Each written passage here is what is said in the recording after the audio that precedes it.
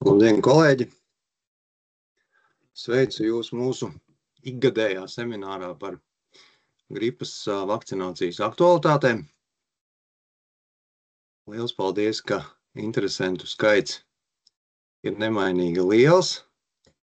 Uz doto brīdi jau 348 cilvēki ir pieslēgušies un slēdzās arvien klāt.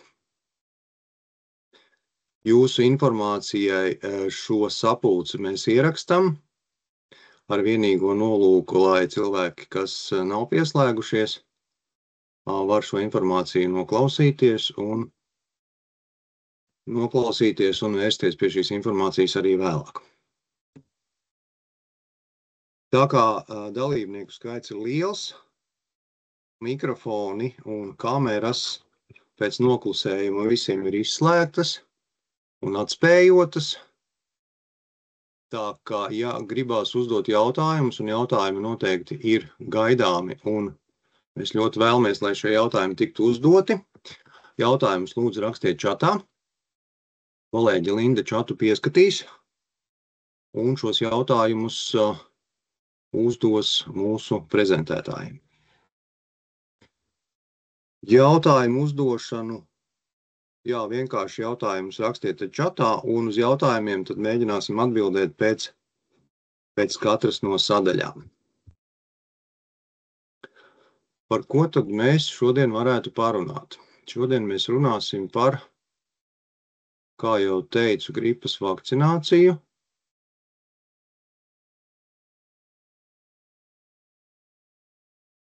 Temati ir sekojoši. Parunāsim par vakcīnu drošumu. Pēc tam es jums pastāstīšu par pagājušās vakcinācijas sezonas pieredzi. Parunāsim par šajā sezonā pieejamām vakcīnām un vakcinējumām riska grupām. Karstais temats par šajā sezonā pieejamo pret gripas vakcīnu sadali. Kā šī sadala ir veikta un kā nākuši tie skaitļi, kas katram no jums ir iedalīti.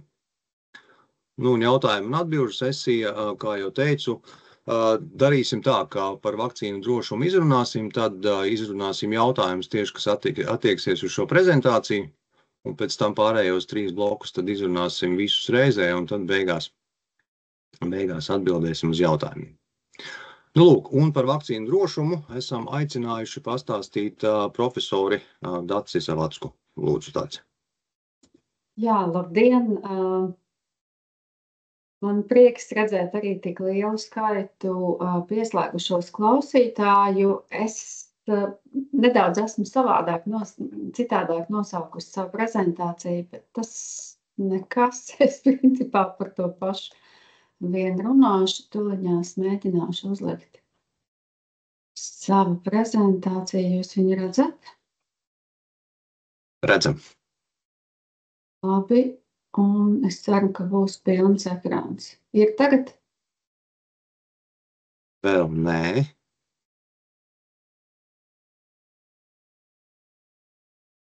Nav pilnā ekrāna. Labi, tad...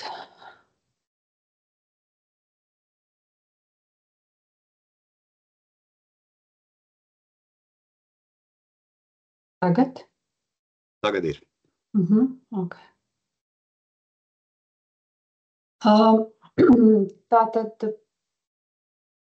divos vārdos gripas vakcīnas ir drošas. Visas viņas ir drošas, un kāpēc parādījās tas tūlīt? Piedošana.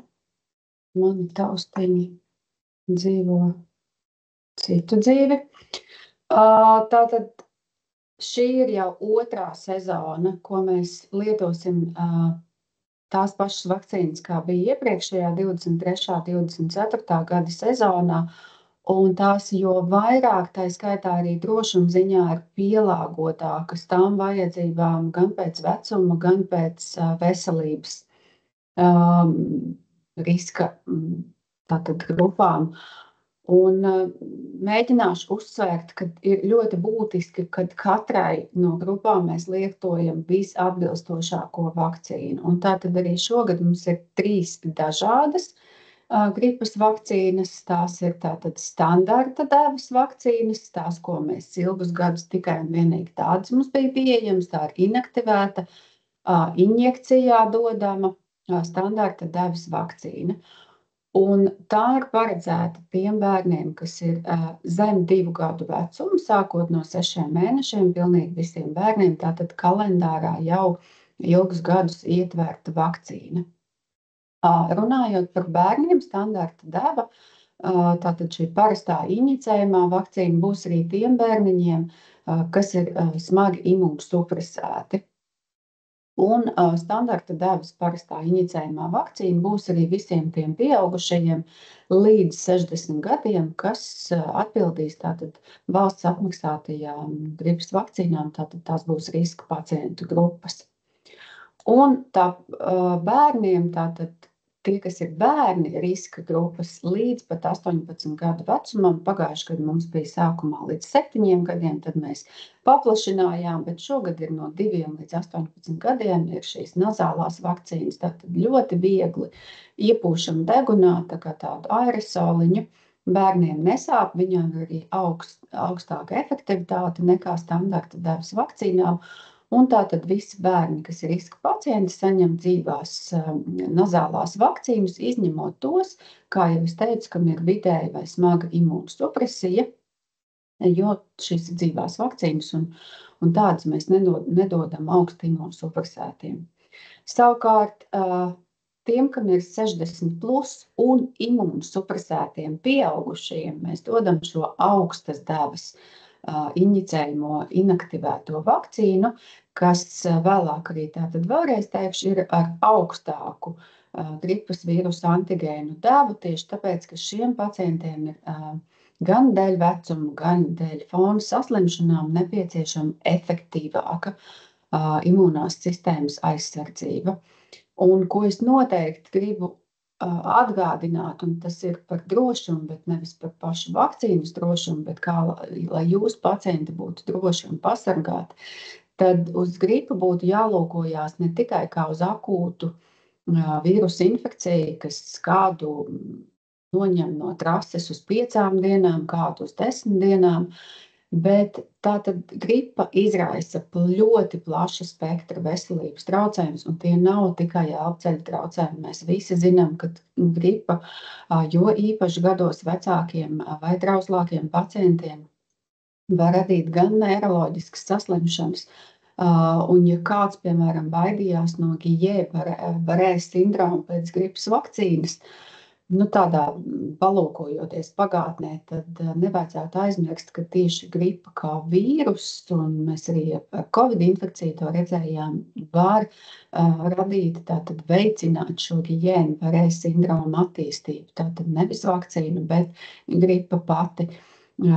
Visi trauslākie seniori, tātad pie akūtas inficēšanās, pie intoksikācijas viņiem aizsākās encefalopātija, kas ilgi nepāriet. Protams, kad elpceļu saslimšanas, tas ir pats par sevi zināms, bet tas nav tikai klepus un pneimonijas, ko rada gripa, bet tātad pievienojās sekundārās infekcijas, noteikti astmas un hopsa sāsinājumi, tāpēc šie cilvēki, kas ir riska pacientu veselības stāvoklī, ir vēl jo vairāk jāpasargā.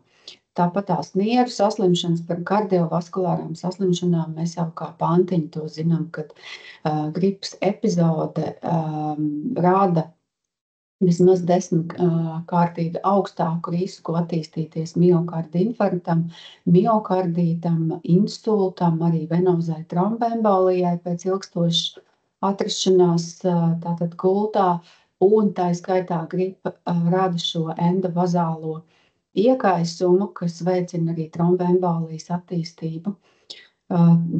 Tas jau tiešām kā pantiņš, un tam nav pat jānotiek uzreiz gripas epizodes laikā, bet tātad tuvākā mēneša, 2 mēnešu laikā pēkšņi šie cilvēki aiziet ar šīm kardiovaskulārajām slimībām.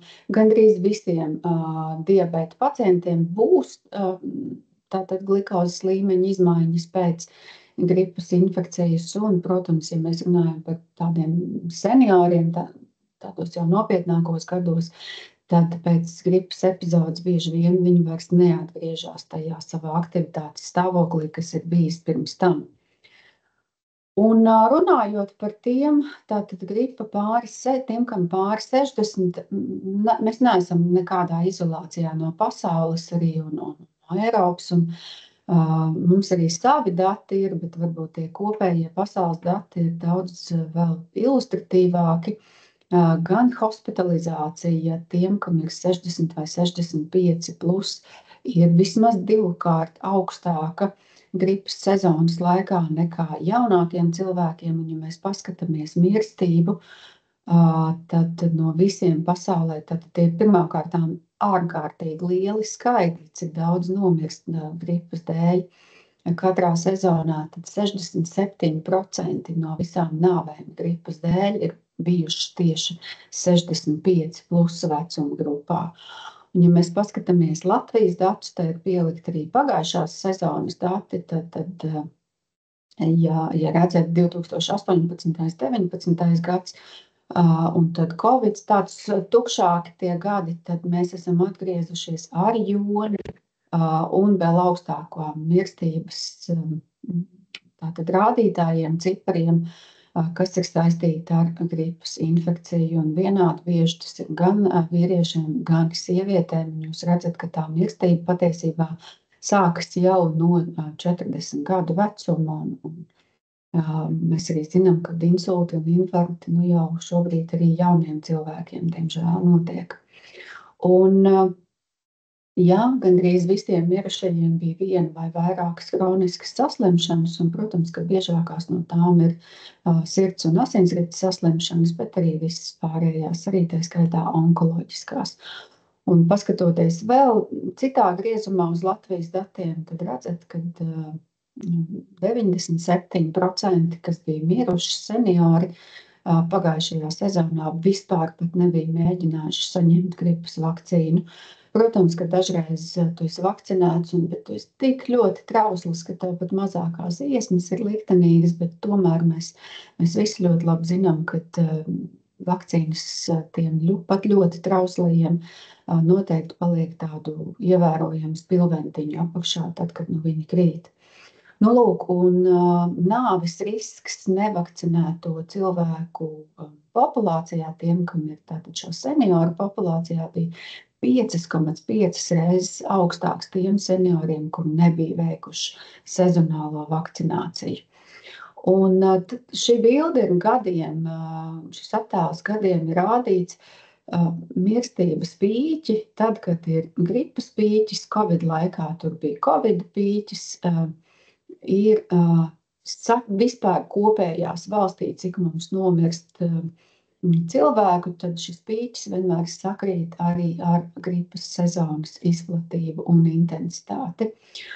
Un nevienmēr saistībā ar infekcijām un vakcināciju ir jārunā par nāvi, vai pat arī tikai par hospitalizāciju. Kā jau es minēju, ļoti daudzi, un īpaši mēģinot uzsvērt, cik būtiski ir vakcinēt tieši seniorus, ir tas, ka viņi zaudē savas līdz šim tās ikdienas funkcijas, tas, ko viņi spēja tikt galā, vai nu būdami savās mājās vieni paši, vai, piemēram, arī tajos pašos aprūpes centros. Tātad arī no pasaules datiem mēs redzam, ka gan vispār no tiem, kas izdzīvo šīs gripas epizodes, vismaz vienai piekdaļai būs šo funkciju zudums vai pasliktināšanās. Un arī hospitalizācija, šeit tāda Eiropas dati no Dānijas un Anglijas, kas arī tas, ko es iepriekš jau minēju, kad hospitalizācija vecuma grupā virs 60, šeit ir 75 nolikt šis līmenis, ir 40 reizes augstāka nekā cita vecuma pieaugušajiem. Un, protams, ka visbiežākais arī ir tas, ka šiem pacientiem ir citas fona saslimības. Un kādēļ tā notiek un kāpēc tas ir svarīgi gan saistībā attiecībā pret infekciju, gan arī vakcināciju. Tātad mēs novecojamies ne tikai āda, kauli un viss pārējais, bet arī imūnā sistēma noveco. Un tas ir saistīts gan ar paaugstinātu uzņēmību pret infekcijas slimībām, ja tu esi tev imūnā sistēma sāk novecot, un tas sākās jau patiesībā apmēram 50 gadu vecumā, bet arī imūnā atbilde uz vakcīnām ir vājāka nekā jaunākiem cilvēkiem. Un tas galvenokārt ir saistīts gan ar šo sliktāko imūno atbildi uz T-šūnu iesaistā T-limfocītu, gan arī B-limfocītiem, tā skaitā arī antivielu veidošanos. Un šeit tātad arī smuki pierādījumi dati par to, ka tā kā šiem sākot no 50, 60 gados jau izteikti, ir šī imūnā novecošanās un mazāka imūnās sistēmas atbild uz antigēnu, to mēs redzam arī ar vakcīnām. Un ja mēs lietojam visiem vienādas vakcīnas, jā, protams, tas ir labāk nekas, bet ja mums ir iespēja lietot pielāgotākas vecumam vai veselības stāvoklim atbilstošākas vakcīnas, tad noteikti tas ir jādara. Un jau 2. gadu mums Latvijā tam ir iespēja un redzat, cik ievērojami zemāki šajā 65 plus vecuma grupā var būt aizsardzības rādītāji, ja viņi saņem standarta devu nekā augstākas devas vakcīnu. Arī standarta deva, tad, kad mums nebija augstas devas vakcīna, noteikti bija ļoti, ļoti noderīga, bet šobrīd, ja mēs varam izvēlēties kaut ko efektīvāku, tad būtu grēks to nedarīt. Un runājot par tādu mūsu izpratnē, varbūt drošību, tātad kāds tad varētu būt šīs sagaidāmās reakcijas, ja mēs lietojam augstāku devu, tātad atceraties, ka no devas lieluma arī ir atkarīgs, cik izteiktas būs sagaidāmās reakcijas, tātad sāpes, apsārtums vai pietūkums. Pirmkārt vēlos teikt, gan, kad Eiropa un Amerika, tātad ECDC un CDC dati rāda jau no daudzām sezonām, viņiem tā ir sen zināma lieta, mums tas ir tikai 2. sezonu pieejams, kad ir šī augstas devas gripas vakcīna, kad nav nekādu nesistēmisko būtisku pieaugumu sagaidāmajām reakcijām, un ja runājam par vietējām, lokālām sagaidāmām reakcijām, tad redzat, te ir augstas devas vakcīna un te ir standarta devas vakcīna. Tātad varbūt, ja sāpes iet biežāk injekcijas laikā un injekcijas vietā tiešām bija augstas devas par 12%, tātad vispār 1/3 to pasaka, atzīmē, ka viņiem ir bijis sāpīgums, tad apsārtums jau tā atšķirība ir diezgan minimāla un pietūkumam arī ir diezgan minimāla atkarībā no tā, vai standarta vai augstas devas vakcīnu mēs lietojam. Un vēl pie vakcinācijas pret gripu aptveri, protams, 65 plus, šogad tie būs 60 plus, tie ir pagājušā gada un iepriekšējo sezonu dati. Nekur augstākā pa 16–17% mēs neesam tikuši, tas ir gaužām bēdīgi. Jā, noteikti kā arguments, ka mums nav tik daudz vakcīnu, mums valsts neiedod visiem senioriem, bet mēs to noteikti varētu teikt, ja mēs izlietotu pilnīgi visas vakcīnas, kas bija pieejamas, bet katru gadu vienmēr ir tā, ka kāds savas paņemtās vakcīnas nav izlietojis un kāds seniors līdz ar to nav saņēmis iespēju būt pasargātam. Bet tas, kas ir visbēdīgākais, un ko mēs noteikti ņēmām vērā un mācījāmies, mēs domājot tātad gan Imunizācijas valsts padomu, gan SPKC, gan Nacionālo veselības dienestu, to, ka pagājušā gadā 11% seniori tiks savakcinēti ar standarta devas gripas vakcīnu, kas bija kļūda. Tas nebija pareizi, un šie pacienti nesaņēma labāko, kas viņiem bija paredzēts, un tā darīt nevajadzētu. Ja paskatāmies bērnu vakcinācijas aptver, tad, kas ir kalendārā līdz 2 gadiem, tātad, diemžēl, pēc tā pozitīvā pacēluma, kas bija Covid pandēmijas laikā, kad vismaz pusi bērni bija saņēmuši gripas vakcīnu, pagājušā sezonā tikai 1/4 daļa bija to iespēju izmantojuši. Un atgādināšu, ka mazi bērni un vecāki cilvēki slimo tātad vienlīdz smagi nopietni ar augstu komplikāciju attīstības risku. Un par kopējo Latvijas vakcinācijas aptveru pret gripu vispār ļoti pavisam bēdīgi skatīties, cik maz cilvēku sevi pasargā no gripas infekcijas. Un tādas praktiskas detaļas, kas arī izvērtējot kopā ar imunizācijas padomēju ar SPKC un NBD un kā mums gāja pagājušajā sezonā, tātad atceraties, kad ir mainīta ministra kabineta noteikumi un gripas vakcinācija par velti pienākās pilnīgi visiem, neatkarīgi no veselības riska, kam ir 60 un plus. Un šajā 60+ grupā ir jāizmanto tikai un vienīgi augstas dēvas vakcīna, jo, ja mēs kaut ko sniedzam par valsts līdzekļiem un vēlamies šiem cilvēkiem dot labu lietu, tad tā ir arī jāizmanto un nevajadzētu izmantot standarta dēvas vakcīnu, kas nav tas labākais šiem cilvēkiem. Un, ja kādam ir būtisks, tikai viņam vien saprotami iebildumi, kāpēc viņš nevēlās saņemt augstas dēvas vakcīnu, tad, ja tu izvēlēs pats, tad tu pats par to arī maksā. Bērniem tātad vēlreiz atgādināšu no 2 līdz 18 gadiem riska grupām tikai dzīvās nazālās izņēmums tie, kam ir vidēji smaga vai smaga imunosupresija. Un tātad noteikti visām vakcīnām ir jābūt ievadītām valsts e-veselībā, ne tikai valsts, bet arī maksas vakcīnām, un nākamajā nedēļā uzsāksies šī vakcinācijas sezona. Un 2 slaidi par COVID-19 valstu vakcināciju, kas jau droši vien ir uzsākusies, bet kāds arī vēlēsies kopā ar gripas vakcīnu saņemt COVID vakcīnu, tātad šajā sezonā mums ir šobrīd jāizmanto tikai un vienīgi jaunākā pielāgotā vakcīna, kas ir monovalentā omikrona variantam pielāgotā ar JN1 variantu. Iespējams, kad oktobra beigās, novembrī būs nākamā ar citu variantu, bet ja viņi tāda būs, tad iepriekšējās paņemsim prom un būs jālieto jaunāko pielāgoto vakcīnu. Un tātad COVID-19, kam ir tiešām no sirds rekomendēts, tie ir visi, kas ir vecumā no 65 gadiem, visi, tā skaitā bērni, kam ir vidēji smaga vai smaga imunosupresija. Un tomēr mēs rekomendējam arī grūtniecēm, un tas ir galvenokārt saistīts ar to risku, kas ir bērniņam.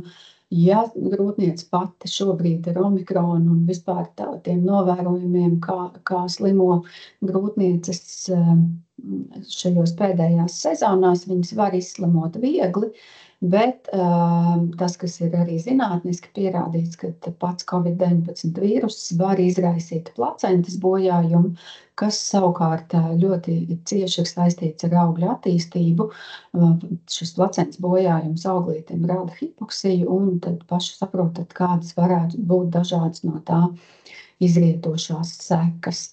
Un nekas nemainās arī par rekomendētajiem intervāliem, tātad 6 mēnešus pēc pārslimošanas nav jēgas veikt tātad vakcināciju, jo imunā sistēmā nekas būtiski nemainās.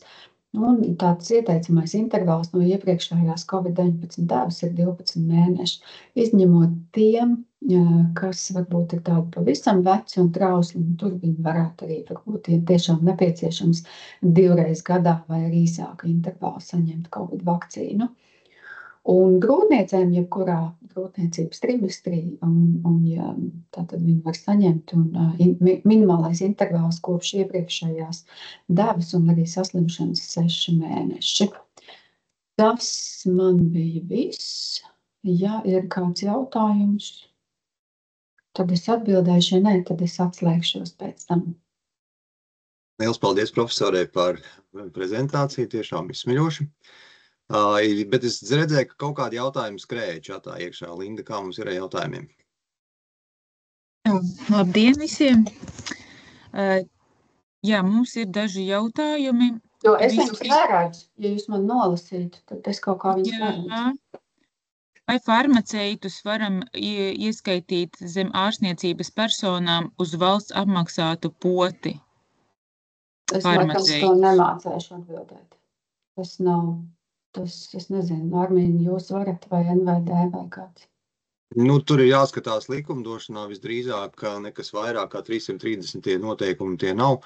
No galvas es nepateikšu, man liekas, ka īsti nē, bet izlasīsim vēlreiz tos noteikumus un atbildēsim. Jā. Tālāk, kas notiks, ja beigsies augstas devas vakcīna pret gripu 60+ grupas vakcinācijai? Vai tad senioriem būs jāiegādājās par maksu? Influvac vakcīna. Es domāju, ka nepietrūks, jo augstas devas vakcīnas ir daudz. Viņas ir... Armīns arī droši vien var atbildēt šo, bet cik es zinu, mēs ļoti skatījāmies, lai tiešām seniori ir tie, kas ir labi pasargāti.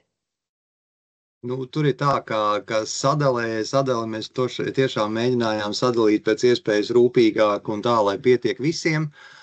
Tomēr ir situācija, kā tas pieprasījums pēc Eflueldas vakcīnas kopējais pieprasījums ir lielāks nekā piedāvājums. Varbūt tā ir sākotnēja ažiotāža, ka gribās paņemt vairāk, lai nepietrūkst. Redzēsim, kā attīstās situācija, bet, principiāli es pieņemu, ka var būt tāds brīdis kaut kādā iestādē, varbūt ne visā Latvijā, ka tiešām būs augstas devas vakcīna beigusies, bet vēl būs kādi seniori, kas vēlēsies sapotēties. Man īstenībā bija tieši tāds pats jautājums profesorē, vai tiešām tad viņi nevar to Influvac potēt? Nē, varēt viņi var, bet ja ir pieejams augsta deva, tad jāizvēlās ir augsta deva. Ja pilnīgi nav valstī neviena augstas devas vakcīna vairs pieejama, tad, protams, mēs ejam uz nākamo soli un ejam uz mazāku spilventiņu. Okay. Tātad ir atbildēts uz vēl vienu jautājumu, un tas bija par to nazālo vakcīnu, vai šiem bērniem drīkst vakcinēt arī Influvac. Kādiem bērniem? No 2 līdz 17 gadiem. Ja, kā jau jūs atbildējāt, ja nazālā vakcīna nav pieejama, tad drīkst Influvac tetra vakcinēt šiem bērniem? Protams, jā, bet tas ir tas pats stāsts. Nazālā vakcīna ir efektīvāka, mazāk sāpīga, un mēs esam centušies bērniem rast labāko iespējamo. Ja tas nav pieejams, tad ejam uz otro rindu, jā. Tad ir pats tās inicējumās. Nākamais jautājums, vai bērniem, kuriem nav hronisku saslimšanu, ir iespējams par maksu saņemt nazālo vakcīnu? Ja iestāde ir pasūtījuši, tad jā. Te es drusciņ paprecizēšu par maksu. Īstenībā ir tā, ka atkal, protams, ka jāpēta likumdošana dziļāk, bet tie paši 330 tie noteikumi nosaka, ka šīs vakcīnas ir pieejamas riska grupām noteiktajām par velti, tātad valsts apmaksātas. Kādā veidā iekasēt samaksu no šiem cilvēkiem, ja mēs izdomājam, ka tāda samaksa būtu jāiekasē, es šaubos, ka tas ir iespējams. Armīne, es sapratu, ka jautājums bija par neriska grupas bērniem. Jā, neriska grupa. Tātad viņiem vienalga ir gripas vakcīnas par maksu, vai tā ir standarta vai nazālā. Tas ir atkarīgs tikai no iestādes, kas veic vakcināciju, vai viņi par to ir domājuši un pasūtījuši maksas nazālās vakcīnas. Jā, tieši tā. Ja šādā gadījumā, tad iet runa tikai un vienīgi par maksas vakcīnām, kas tad iestādē ir jāpasūta atsevišķi, neiesaistot SPKC. Tad ir jautājums, ja pacientam paliek decembrī 60 gadi un viņš atnācis šodien, vai viņam pienākas Efluelda? Pilnīgi noteikti. Tad ir jautājums par Covid, vai liederīgi noteikt Covid antivielas, lai izlemtu par nepieciešamību vakcinēties? Nē, es cerēju, ka mēs šito stāstu esam beiguši. Nē, lūdzu, nenosakiet antivielas, tas neko jums nepateiks. Neatbildēs uz jautājumu, vai pacientam vajag vai nevajag vakcinēties. Tad ir, te iestāde viena rakstīja, ka nav piešķirta neviena nazālā vakcīna, tad lūgums sazināties ar mums. Par nazālo vakcīnu arī papildināšu, tur mums ir loģistikas izaicinājums, jo nazālā vakcīna tiek piegādāta nedalāmā transporta iepakojumā, kurā iekšā ir devas 10 pacientu vakcinēšanai. Ņemot vērā to, ka nazālā vakcīna arī visdrīzāk mums būs deficītā, nebūtu prātīgi, ja iestāde saka, ka mums vajag 2, 3 vai 5 vakcīnas, mēs viņiem varam aizsūtīt vai nevienu vai 10. Un tāpēc apaļojam šajā gadījumā uz leju un nesūtam nevienu. Un to trūkstošo daudzumu, ko iestāde ir pieprasījusi tieši šīs grupas vakcinācijai, mēs esam kompensējuši ar Influvaku. Nākamie jautājumi jau ir tas, ko Armīns prezentēs, bet te vēl ir jautājums, vai Covid vakcīnu un gripas vakcīnu var ievadīt vienā reizē? Noteikti, droši. Ja ir aizdomas, ka pirms 2 mēnešiem varētu būt pārslimota Covid infekcija, nav laboratorisku pierādījumu, vai tomēr vakcinēt pret Covid tagad, ņemot vērā Covid izplatības iespējamu palielināšanos? Ja ir aizdomas par to, ka pirms 2 mēnešiem ir pārslimots. Ja aizdomas ir pamatots, tad es teiktu, ka nav jēgas tagad saņemt vakcīnu, bet ja tas ir tāpēc, ka visur apkārt klīst Covid un kādam ir bijuši elpceļa saslimšana, tad to mēs droši vien nevaram pieņemt kā pārslimot Covid infekciju. Jā, un tad tālāk te būtu jautājums par, kāpēc SPKC ir plānojis par ņemt vērā izlietotās devas līdz 2023. gada decembrim, ja vakcinācija turpinājās. Jā, Linda, tu skaties tos jautājumus, ko mēs varam uzdot profesorei. Jā, tāpēc es teicu, te tālāk turpinās, jā, mums nepieciešams. Jā. Labi, tad man ir jautājums par Covid vakcīnām. Pašlaik ir tā aktuālā vakcīna JN.1. Sagaidāms, ka tuvāko nedēļu laikā mums ražotājs piegādās jau nākamo vakcīnas variantu KP.2.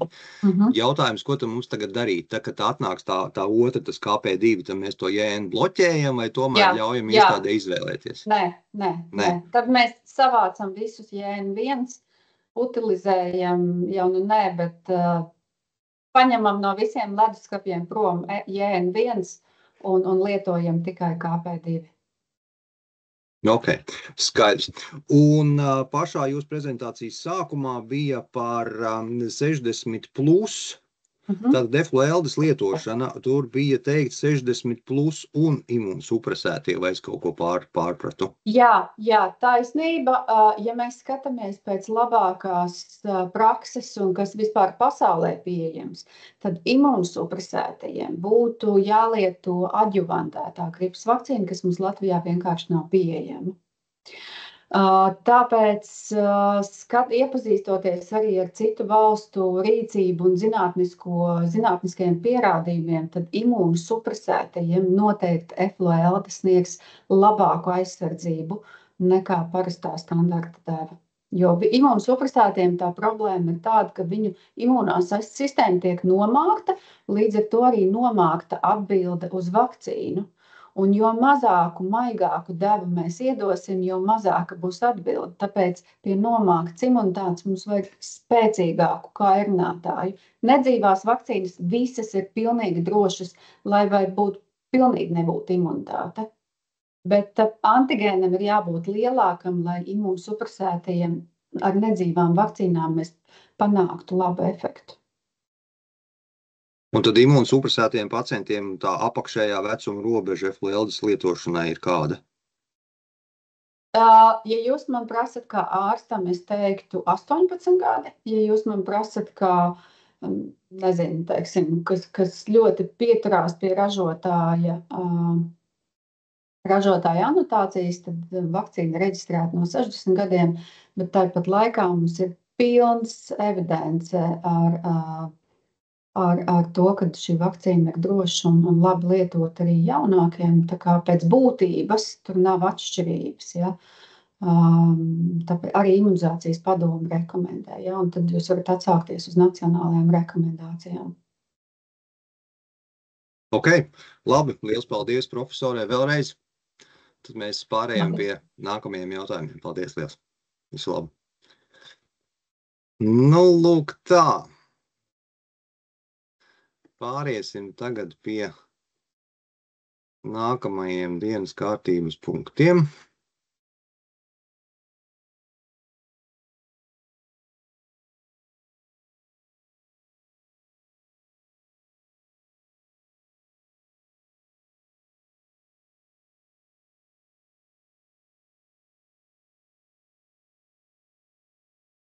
Tā, izrunājām par vakcīnu drošumu.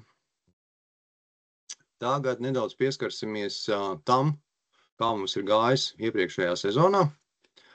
Profesori jau pieskārās galvenajiem rādītājiem un parādīja arī šos rādītājus dinamikā. Te mums ir vairāk varbūt detaļas par to, kā tad ir gājis par atsevišķām riska grupām. Redzam, ka mūsu galvenos trauslos pacientus personas vecumā no 65 gadiem mēs pagājušajā sezonā esam sapotējuši 16,1%, jeb nedaudz vairāk par 63 000 cilvēku. Mazos bērnus līdz 2 gadu vecumam esam sapotējuši 23,5%. Un ilgstošu sociālo aprūpes centru klientus esam sapotējuši vairāk kā pusi no visiem.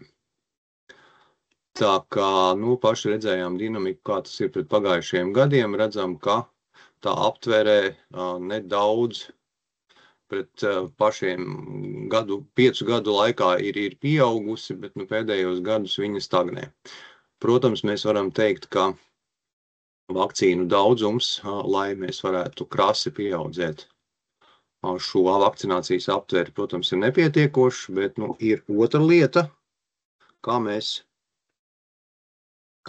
izlietojam tās vakcīnas, kas mums ir iedalītas. Un šeit tas stāsts un bilde ir sekojoša. Te mēs redzam, ka iestādēm ir piešķirts pa visām 3 vakcīnām kopā pagājušajā sezonā 131 000 vakcīnu. Un tas, ko mēs redzam, kā vakcinācijas fakti e-veselībā, tie ir 117 000. Tajā skaitā, šo 117 000 skaitā, vairāk kā 11 000 ir izvakcinēti pēc 1. janvāra. SPKC nostāja ir, ka šī vakcinācija ir jāveic pirms gripas epidēmijas sākuma, lai tajā brīdī, kad šī epidēmija sākas, cilvēkam ir jau nostiprinājusies aizsardzība pret gripas vīrusu. Protams, ir labi, ka mēs potējam cilvēkus arī janvārī un februārī, bet lielāka efektivitāte no šīs potēšanas ir tieši pirms sezonas. Skaidrs, ka ir kaut kādi apstākļi otrās potes bērniem. Cilvēks ir slimojis vai nav atnācis vai vēl kaut ko, un janvārī viņš ir izdomājis, ka viņš tomēr grib potēties. Protams, jā, potējam labāk potēt janvārī nekā nemaz, bet vēl labāk ir potēt pirms sezonas sākuma. Un neraugoties uz to, ka mēs esam izpotējuši tik daudz arī gada sākumā, veicot tīri aritmētisku darbību no tā, kas ir piešķirts iestādēm, atņemot to, kas ir e-veselībā izvakcinēts, atņemot vēl, varam atņemt apmēram 1700 vakcīnu devas, kas nav ievadītas e-veselībā, bet gan ir ziņotas 3. pielikumos. Tik un tā tas aprēķinātais atlikums, atņemot to, kas ir piegādāts, no tā, kas ir piegādāts, atņemot to, kas ir izvakcinēts, mēs redzam, ka ir vairāk kā 10 000 vakcīnu, kur mēs nezinām, kur šīs vakcīnas ir palikušas. Tieši tā mēs nezinām, jo cik es esmu runājis ar iestādēm, neviena iestāde, vai pareizāk sakot, tikai viena iestāde man ir teikusi, jā, mums palika pāri ievērojams vakcīnu daudzums, mēs bijām spiesti šīs vakcīnas norakstīt. Jā, tāda iestāde bija viena, kas man šādi tiešā tekstā pateica. Ļoti daudz iestādes man stāstīja, ka nē, mums vakcīnas nav, visas, kas mums bija, mēs esam izvakcinējuši.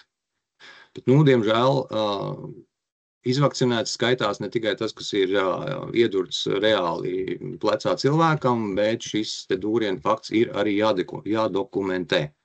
Jo no tā, kas ir dokumentēts, no šīs informācijas tiek izdarīti tālākie secinājumi, tajā skaitā par to, ko tad mums iepirkt nākamajā sezonā. Par nākamās sezonas iepirkumu, tātad šīs sezonas iepirkumu mēs parunāsim drusciņ vēlāk, bet tagad pāriesim pie pieejamiem vakcīnu veidiem un vakcinējumām riska grupām. Pie šīs slaida es domāju, ka mums īsti nav jāpakavējās, jo ļoti labi profesori jau šo noklāja. Tā, ka redzam, ka 60 plus gadi un vairāk, tad 60 plus vecumu cilvēkus mēs potējam ar Efloelda tetra, kas ir augstās devas vakcīna. Bērnus no 2 līdz 17 gadiem, ja ir iespēja, mēs potējam, bet vakcinējam ar fluensu, kas ir intranazālā vakcīna. Un visi pārējie tātad tiek potēti ar Influvac tetru. Uzreiz atbildēšu uz jautājumu, ko darīt, ja, piemēram, veicot vakcīnu pasūtījumu, iestāde norādījusi, ka šīs te, piemēram, 10 vakcīnas ir pasūtītas mazo bērnu potēšanai, vai drīkst šīs pasūtītās vakcīnas vakcinēt citai mērķa grupai? Protams, drīkst. Galvenais, ka pasūtītās vakcīnas tiek izvakcinētas kādai no mērķa grupām.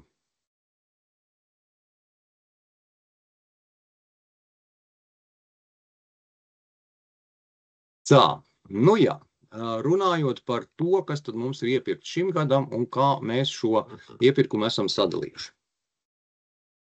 Kā jau iepriekšējos slaidos rādīju, fiksētais izlietojums, tas, kas ir noreportēts jebkādā veidā, vai tā ir bijusi e-veselība vai trešie pielikumi, mēs esam izlietojuši 117 000 vakcīnu. Uz šo gadu ir iepirkts par 6% vairāk. Tātad Efloelda ir iepirkta 63 000, Fluence tetra ir iepirkta 2700 un Influvac tetra 59 000. Tā kā visos galvenajos vakcīnu veidos, tad dabos galvenajos vakcīnu veidos tas iepirkums ir 6 līdz 7% lielāks nekā pagājušajā gadā izlietots. Turklāt ir iespējams iepirkt vēl 10% klāt pie Influvac apjoma, kas sanāks 5900 devas. Un šī papildinājuma saņemšanas nosacījums ir, ja būs radies neparedzēts faktiskais vakcīnu patēriņa palielinājums vai ja tiks veikti grozījumi normatīvajos aktos. Tātad mēs šo papildinājumu drīkstam prasīt ne tikai tāpat vien, bet mums ir jāizpildās vienam vai abiem no šiem nosacījumiem. Tā, ka, ja ir radies neparedzēts patēriņa palielinājums, tā tad mums ir jāsāk vakcinēt, mums ir cītīgi un laicīgi jāvada vakcinācijas fakti, lai mēs tiešām no tās kopējās bildes varam redzēt, ka jā, vakcīnu patēriņš neplānoti palielinās un saprotam, ka mums ir jāiepērk papildus apjoms.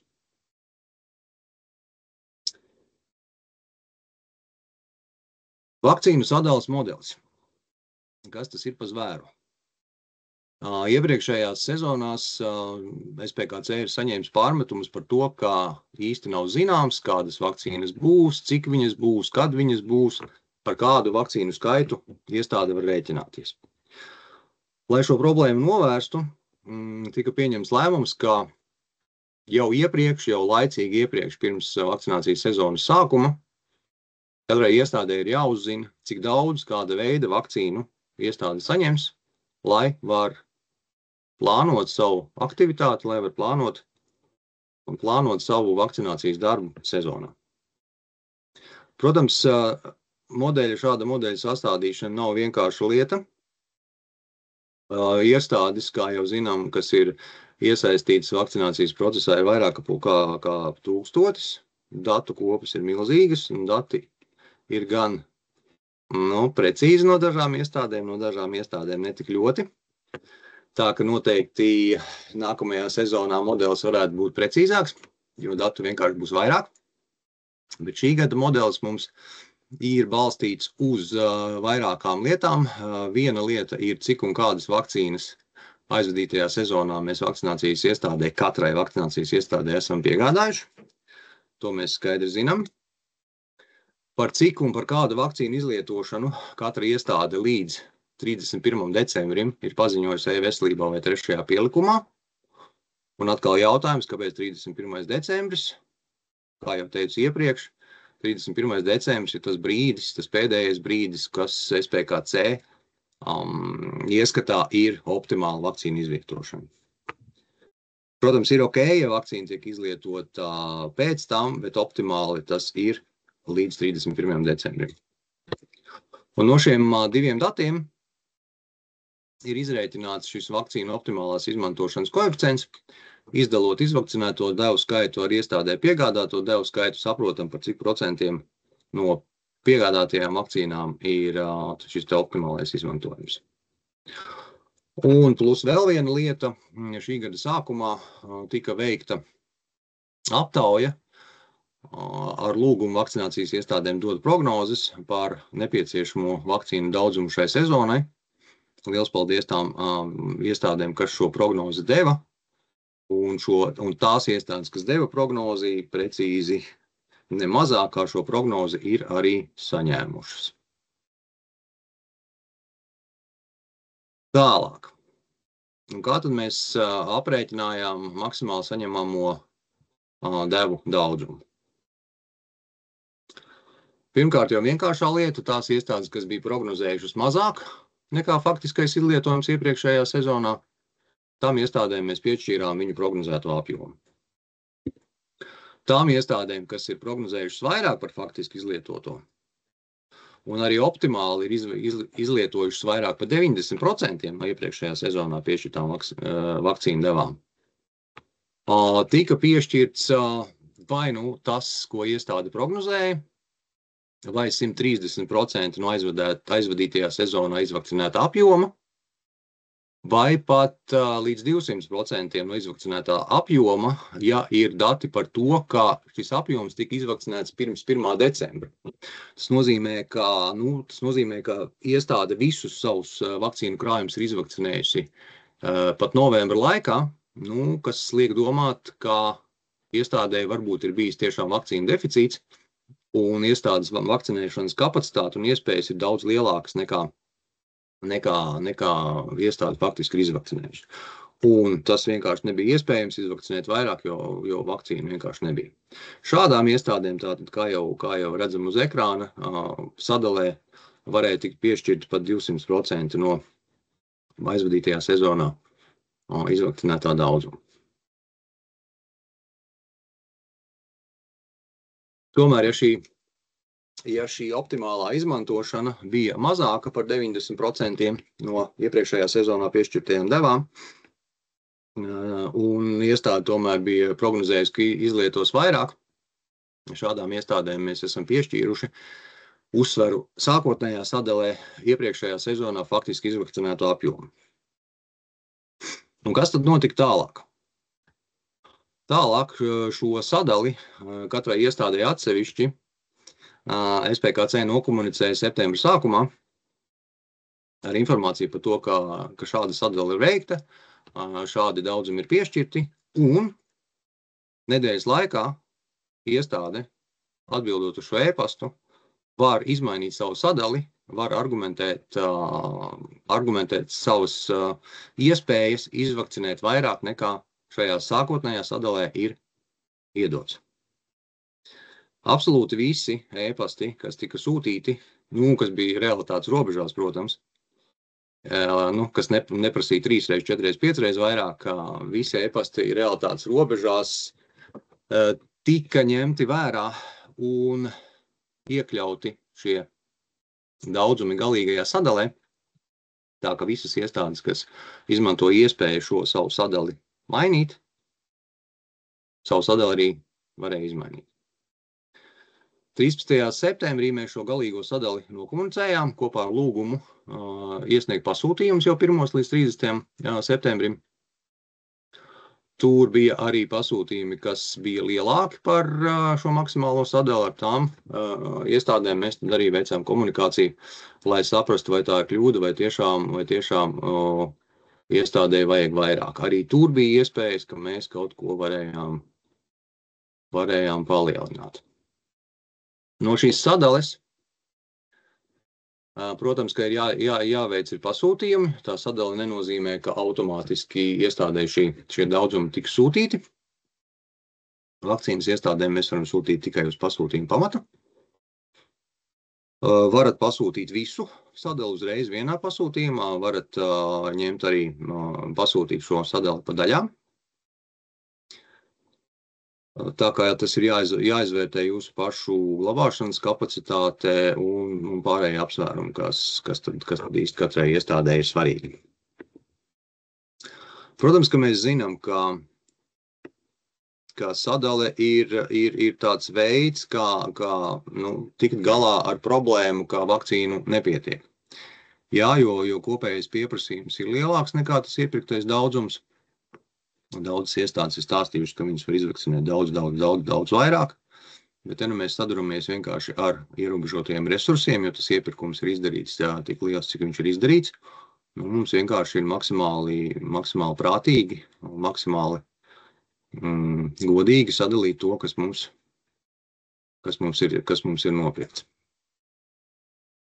Un šajā gadījumā, ja iestāde redz, ka sadali ir priekš šīs iestādes pa lielu, jā, ir arī tādas iestādes, lūgums šīm iestādēm ziņot, sūtot e-pastu uz to pašu jau zināmo e-pasta adresi vakcīnas@spkc.gov.lv, ja iestādē šis sadalījums nebūs vajadzīgs. Arī virzienā uz samazinājumu šo sadalījumu var izmainīt. Un pat vajag izmainīt, jo, ja jūs atsakaties no savas sadalas vai daļu no savas sadalas, tā ir iespēja citām iestādēm, kam vajag vairāk šo lielāko apjomu nodrošināt. Tālāk par piegādēm. Pirmā viļņa pasūtījumus, tie ir tie pasūtījumi, kas ir izdarīti līdz 30. septembrim. Ar Efloeldu tetra jau tiek piegādāts iestādēm. Es domāju, ka jau tuvāko dienu laikā visi pasūtījumi ar Efloeldu tetra pirmā viļņa pasūtījumi tiks piegādāti. Influvac tetra visu vakcīnu apjoms ir ienācis noliktavā šodien. Un Lieltirgotava plāno piegādāt šos arī pirmā viļņa pasūtījums līdz 16. oktobrim. Influenza vakcīna vēl nav ienākusi.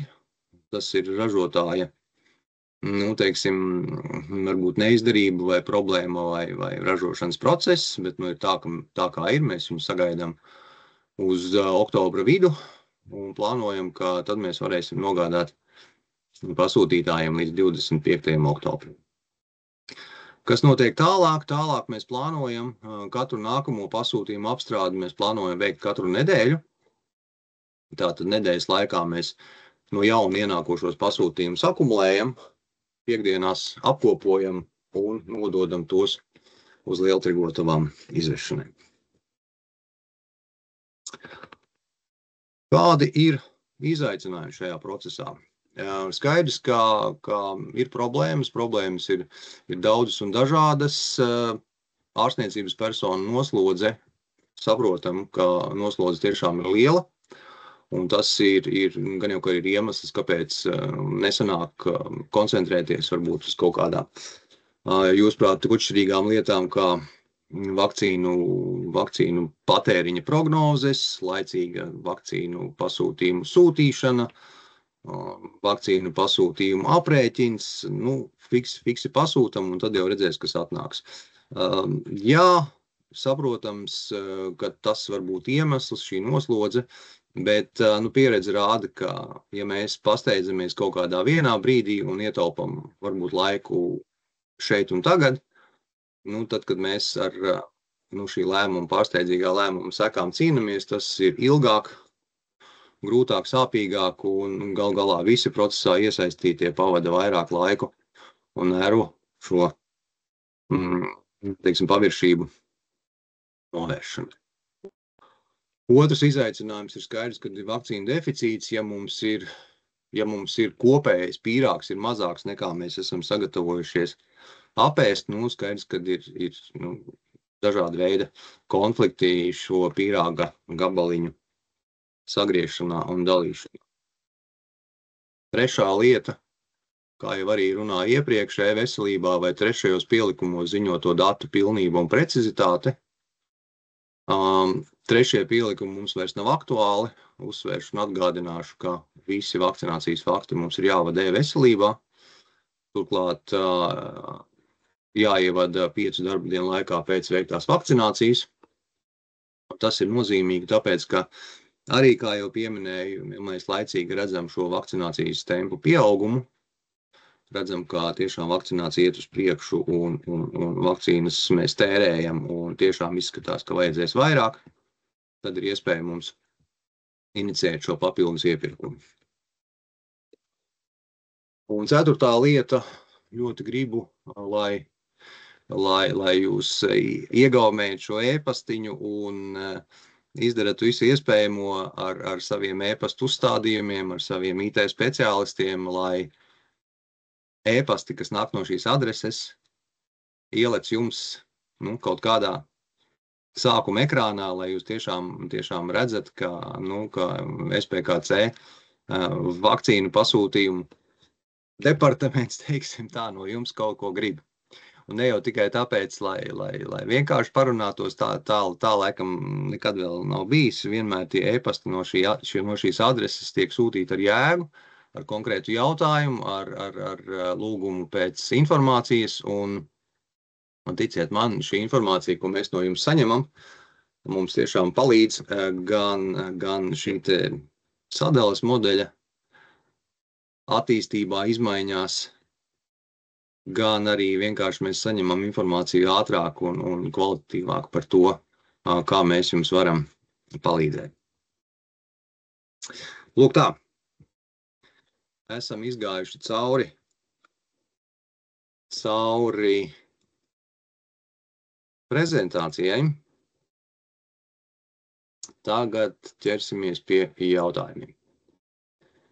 Vai varbūt jautājumu nav neviena, Linda, kā tur ir? Jautājumi ir ļoti daudz Miljons. jau ienākuši. Jā.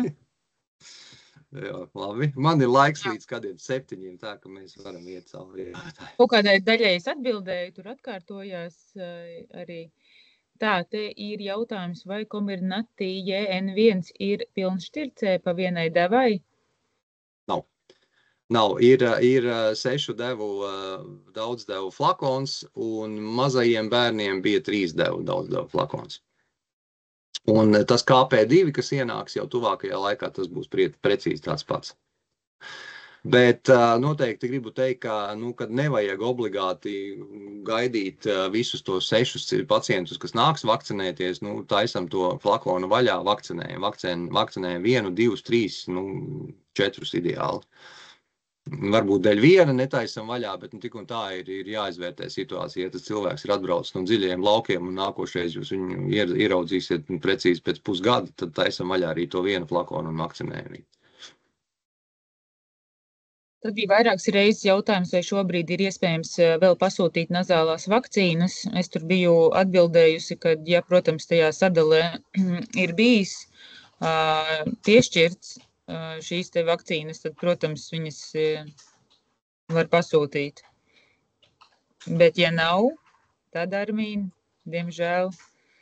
Jā, sadales robežās noteikti var pasūtīt un vajag pasūtīt, jo tagad pat tas brīdis ir klāt, ka nākošu pirmdien tiks dots oficiālais starta H1 gripas vakcinācijai, tā kā jāsākam.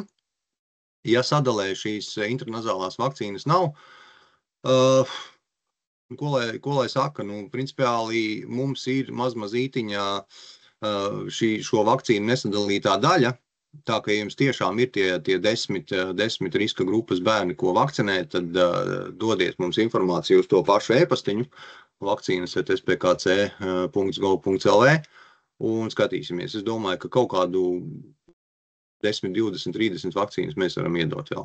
Bet tas tiešām ir, tie 10, tie nav 100. Tad ir jautājums, ja vakcīnas jau ir pieejamas vai var sākt vakcinēt. Ja es atbildēju, tur jau vairākas reizes bija šis jautājums, atbildēju, ka jā, protams, viņas ir jūs iestādē, jūs varat vakcinēt ātrāk par negaidot to 14. datumu. Tad tālāk meklēju. Ja iestāde ātri izlieto piešķirto devu skaitu, vai varam pasūtīt papildus?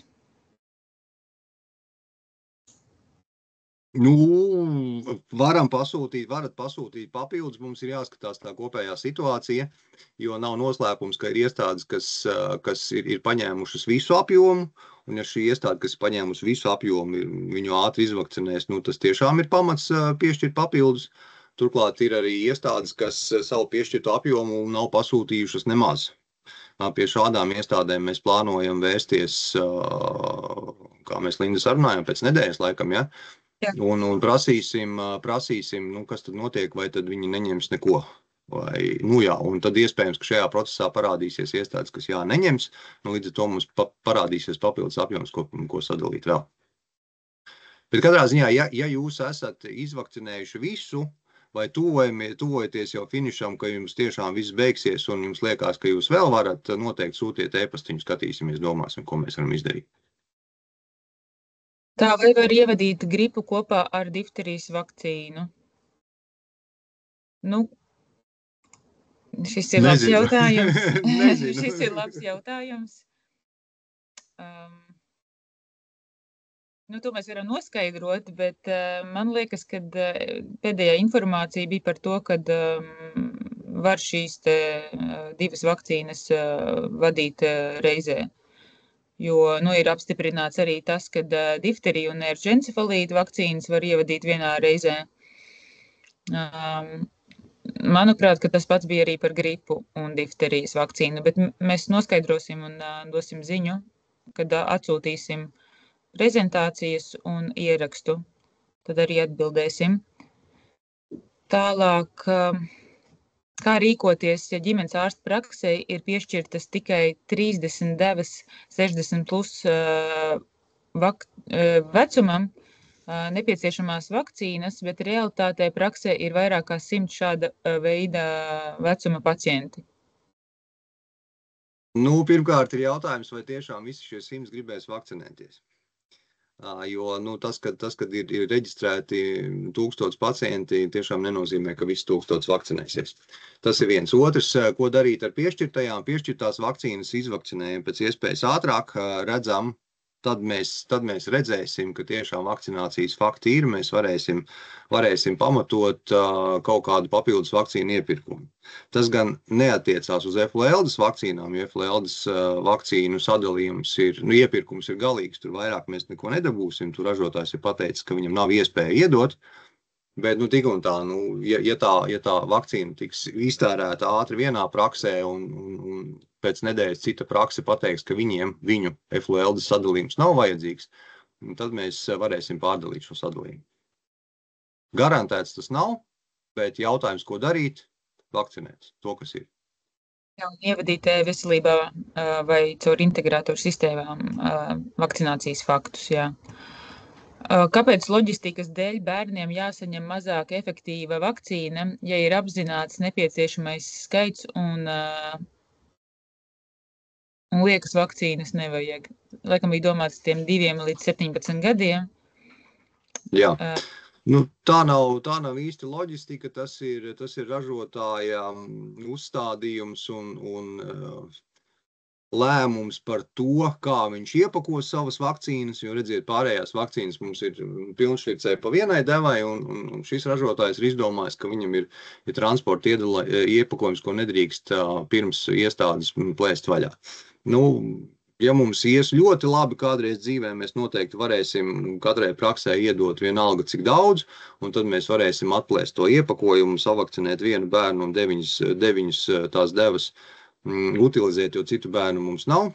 Pašlaik tas tik labi mums neiet, tāpēc ir pieņems lēmums, ka tās Eflaeldas Fluence vakcīnas mēs sadalām tām praksēm, kuras prognozēja vai prasīja vairāk kā 10 devas.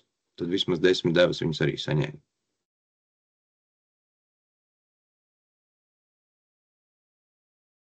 Vai sezona ilgs līdz 31. decembrim? Sezona ilgs tik ilgi, kamēr vien būs vakcīnas, ko vakcinēt, un kamēr būs gripas vīrus, kas slidināsies riņķī. Bet skaidrs, ka, kā jau mēs te runājām, pirms vīrusa izplatības, pirms tā, ka sāksies gripas epidēmija, tiem cilvēkiem, tām vakcīnām būtu jāsastop savi pacienti, teiksim tā. Tātad visām vakcīnām būtu jābūt izvakcinētām pirms epidēmijas sākuma. Tas ir ideālā situācija. Un kāds ir paredzētais fluences vakcīnas derīguma termiņš? Pagājušo gadu bija 16. janvāris, un šogad, man liekas, bija īsāks vēl pat termiņš. Varbūt Armīna atceries, bet man liekas, ka derīguma termiņš bija īsāks. Mēs varam pārbaudīt. Neesmu pat viņu redzējis to termiņu, manuprāt, bet ir jāredz, kāda tā vakcīna mums atnāk. Kā jau teicu, atnākusi mums viņa vēl nav. Tā, kad atnāks, mēs redzēsim dokumentus, redzēsim pašu vakcīnu. Skaidrs, ka viņa nebūs sevišķi savādāka, citādāka nekā pagājušās sezonas vakcīnas termiņš. Janvāra vidus plus mīnus visdrīzāk. Vai ģimenes ārsta praksē var vakcinēt praksē nereģistrētus pacientus? Protams, jā. Jā, kurš to aizliedz, vai ne? Tad, kuru varēs sūtīt bērnus uz valsts apmaksātām vakcīnām, kad beigsies praksē iedalītās vakcīnas? Galvenokārt jautājums par fluences vakcīnu. Bet mēs tik ātri, tagad nevis tik ātri, bet tik tālu nākotni vēl neredzam. Ceram, ka vienkārši visas prakses varēs izvakcinēt tas, kas viņām ir, protams, piešķirts. Pagājušo gadu mums bija noteikti šie te vakcinācijas punkti, kuros bija palikušas vēl vakcīnas, un tad līdz ar to varēja arī šos te cilvēkus novirzīt uz šiem te vakcinācijas punktiem. Jā, un kā runājām iepriekš, protams, ka šai riska grupai ideālais risinājums ir intranazālā vakcīna, bet tas neaizliedz deficīta gadījumā izmantot influvaku. Tā arī profesori iepriekš teica, ideāli ir fluences, bet, ja nav savādākas iespējas, tad influvaks.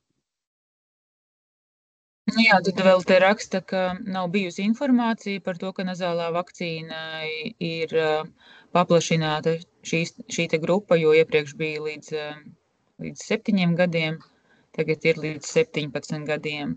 Bet man liekas, ka tad, kad mēs sūtījām arī aptauju janvārī, februārī, manuprāt, tur jau mēs bijām iekļāvuši jau šo informāciju par to, ka līdz 17 gadiem. Tāpat arī bija informācija par to, ka 65 tagad būs no 60, nevis no 65. Okay, secinājums skaidrs, tad mums šāda veida komunikācija ir jādod plašāk, vairāk, intensīvāk. Jā, aktīvāk, jā. Tad es atbildēju uz tur vairākiem jautājumiem.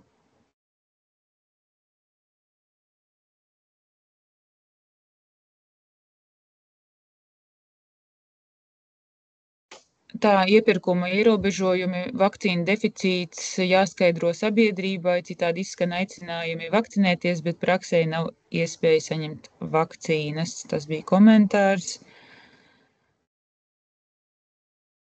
Es teikšu, ka mēs to trauksmi ceļam pāragri, vēl neviena vakcīna vai varbūt tikai dažas ir savakcinētas. Tad, kad viņas tiešām beigsies, vai īsu brīdi pirms viņas būs beigušās, jā, ok. Bet, kamēr mēs vēl neesam sākuši procesu, tas ir pāragri teikt, ka kaut kas ir beidzies vai pietrūkst. Jā.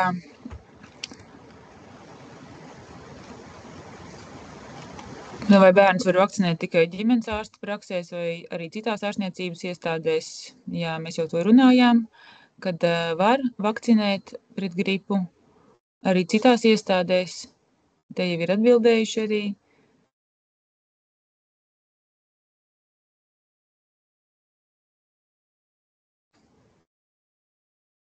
Jā, un Eflueldā te jautājums ir no 60 vai 65 gadiem. Jā, ir no 60 gadiem šogad. Man liekas, ka tas arī ir viss uz jautājumiem. Ir, manuprāt, atbildēts. Ok. Labi, tātad liels paldies par pieslēgšanos, liels paldies visiem prezentētājiem par prezentācijām, Lindai par moderāciju un jautājumu savaldīšanu, apkopošanu un uzdošanu. Tā, kā tad jau solījām, ierakstu sūtīsim, prezentācijas sūtīsim, paliekam uz sakariem, komunicējam uz e-pastiņu un veiksmi mums visiem jaunajā vakcinācijas sezonā. Paldies! Visu labu!